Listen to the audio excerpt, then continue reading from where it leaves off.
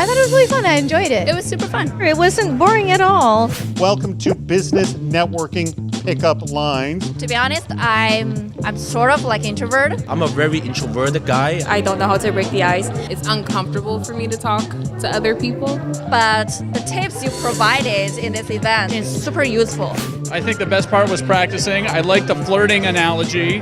Flirting is making someone else feel physically attractive. How do I make you feel professionally attractive? You get to talk the other person up and make them feel valued and appreciated. Who doesn't like to feel like that? I think that was really helpful, how to make a professional conversation personal and vice versa. I especially like the tip on how to get out of a conversation. Look the person in the eye, shake their hand, and say, enjoy the rest of the evening. How to follow up. And I hold up the phone and create a selfie video. I feel more comfortable. And I think I can be a better networker now. Highly recommended. It's awesome.